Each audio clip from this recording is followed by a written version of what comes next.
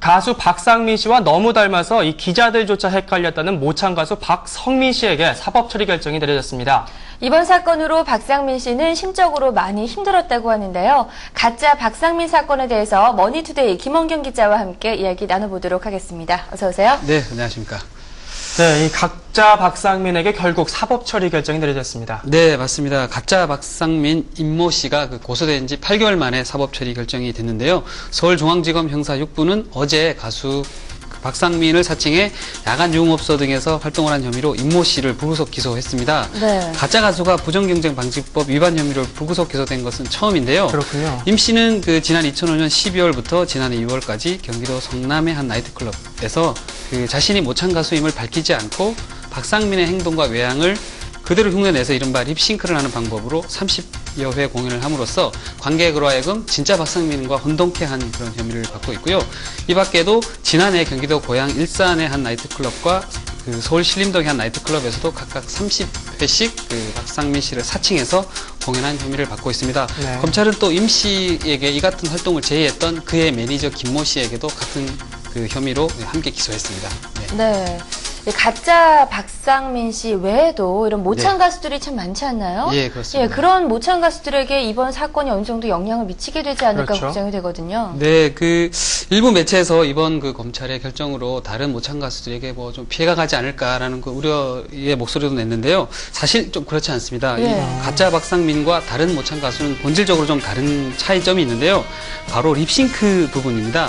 다른 모창 가수들, 그러니까 흔히 우리가 알고 있는 너훈아 씨, 예, 현찰 씨, 주용필 씨 등은 자신들이 직접 노래를 부릅니다. 그러나 네. 이 가짜 박상민 씨는 박상민의 노래를 틀어놓고 마치 자신이 박상민인 것처럼 입만 뻥긋뻥긋해서 공연을 벌여서 관객을 혼동케 한 혐의인 거죠.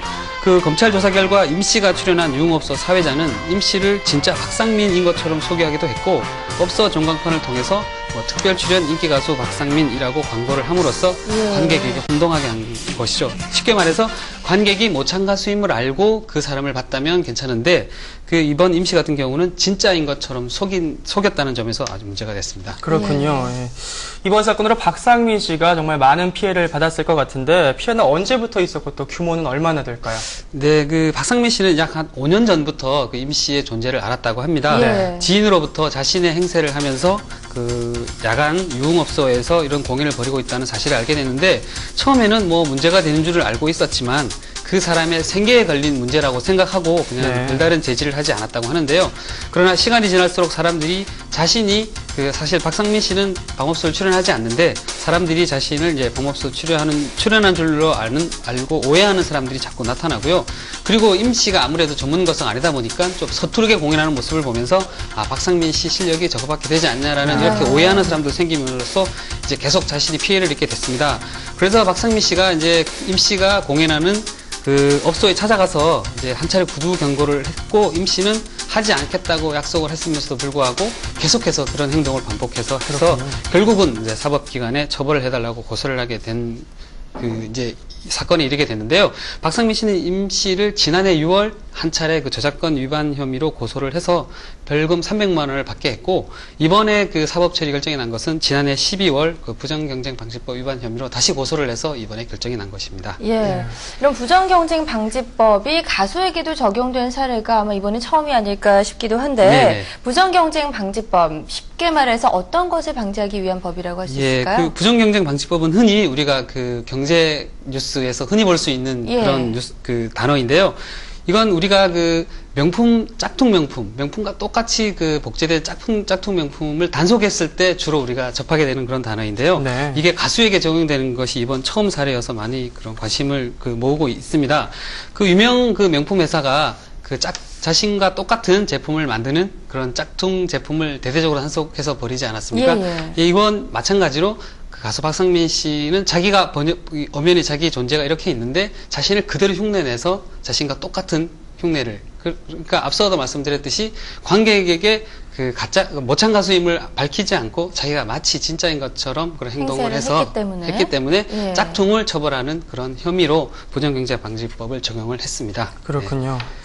예, 보도에 따르면 이 11집 활동을 일찍 접은 것도 이번 사건과 관련해서 마음고생이 심했기 때문이라고 하는데 어떻습니까? 네, 그렇습니다. 박상민 씨는 그 가짜 박상민 사건을 겪으면서 가수를 포기할까라는 그 정도 심각한 그 피해를 입었다고 하는데요. 박상민 씨가 임 씨에게 몇 번의 그 경고와 법적 대응을 하겠다는 그 방침에도 불구하고 버젓이 자신의 흉내를 내고, 그리고 그 벌금을 내고 또다시 활동하는 모습을 보면서 분노가 일어서 도저히 활동을 할 수가 없었다고 합니다. 특히 그 지난해 6월 임 씨가 그 박상민 씨와 함께 처음 그 대질신문을 벌였었는데, 그 이후에 자신을 바라보는 눈이 너무 참 마음이 아파서 대인기피증까지 생겨났다고 합니다.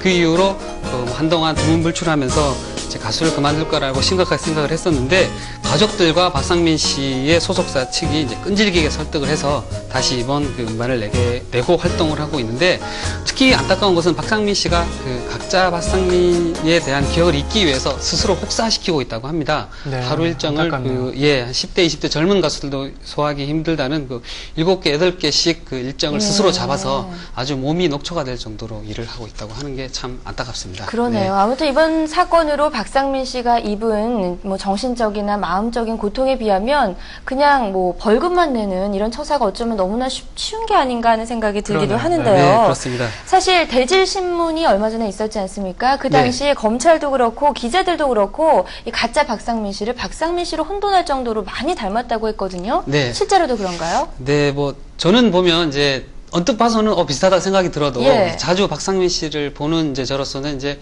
구분이 가는데, 자주 보지 못하는 다른 그 사회부 기자나 이런 검찰 직원들은 아마 많이 헷갈렸을 겁니다.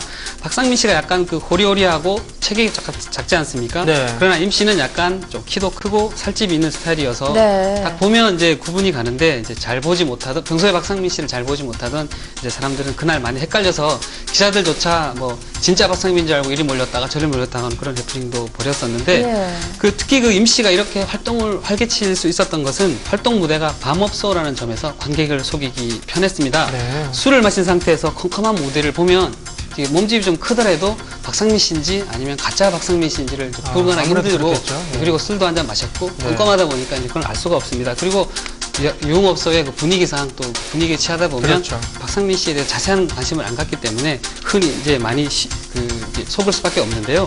첫 대질신문 때 박상민 씨가 참 부끄럽고 어쩔 줄 모르는 그런 마음에 법원에 갔는데, 그 주위 사람들이 박상민 씨의 속도 모르고 사인을 해달라고 해서 더 마음이 아팠다고 합니다. 네. 그래요. 근데 박상민 씨는 이 마지막까지도 용서할 마음이 있다라고 말했던 걸로 기억하는데, 현재 심경은 어떻다고 합니까? 네, 박상민 씨가 일단 그 남자답게 임 씨가 자신에게 사과를 하면 고소도 취하하고 모든 걸 용서해 주겠다라고 여러 차례 이야기를 했는데, 법원에서 대질신문을 할 때는 잘못했다고 이야기를 하면서 막상 밖에 나와서는 자신에게 정식으로 사과한 바가 없어서 아주 참 독한 마음을 먹고 계속해서 이제 고소를 이제 추진하게 됐었는데요.